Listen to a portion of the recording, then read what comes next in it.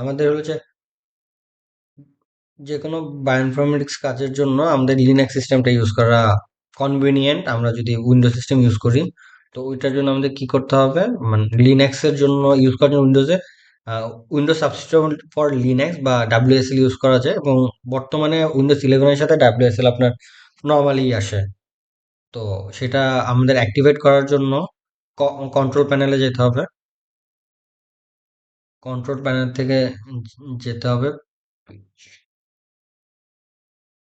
এখান থেকে আমাদের প্রোগ্রাম এন্ড ফিচার্সে যেতে হবে। Program and feature turn off, feature on and off, এই অপশনটাতে নিচের দিকে আছে আমাদের Windows subscription for Linux.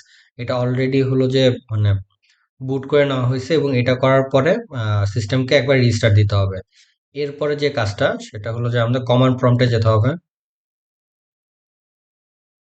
Command prompt,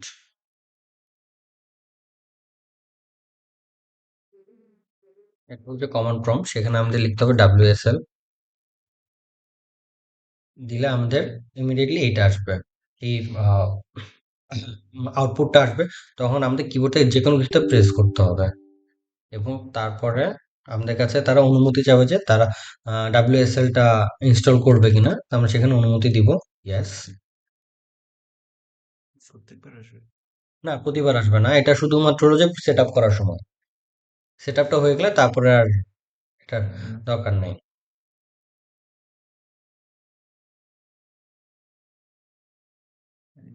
আচ্ছা, ইন্টারনেট কানেকশন যদি না থাকে, কারণ এটা ইন্টারনেট থেকে মেনলি করে, মেবি সেখানে কোনো সমস্যা হয়েছে।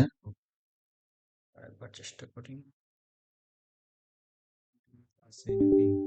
ইন্টারনেট আছে, কিন্তু ইন্টারনেটের গতি হয়তো কম।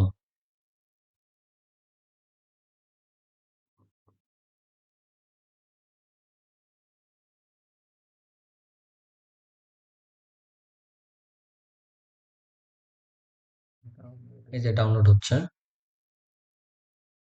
ইনস্টলেশনে এই পর্যায়ে আমাদের হলো যে তাকে বলতে হবে যে আহ, কোন ভার্সনটা তারা হলো যে মানে কোন উইন্ডোজ আপনার সরি লিনাক্স ডিস্ট্রোটা বা ডিস্ট্রিবিউশনটা সে হলো যে ইনস্টল করবে। তো আমরা অনলাইন থেকেও দেখতে পারি, বা আমরা হলো যে এই কমেন্টটা wsl.exe ইনস্টল, তারপর এইখানে হলো যে আমরা নামটা দিয়ে দিতে পারি, যেমন উবুন্টু চাইলে উবুন্টু, বায়োলিনাক্স চাইলে বায়োলিনাক্স। বাট ফর কনভিনিয়েন্স আমরা এখান থেকে দেখতে পাই যে আসলে কি কি আছে। হুম।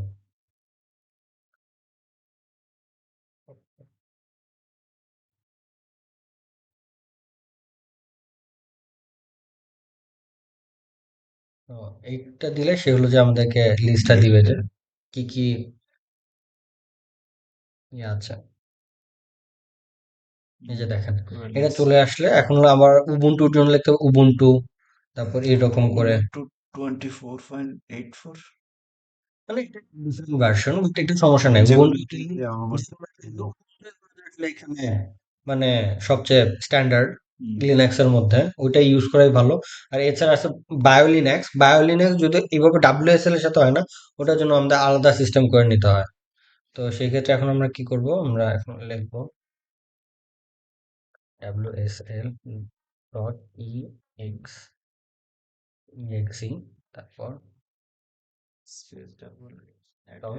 তারপর আমাদের লিখতে হবে উবুন্টু।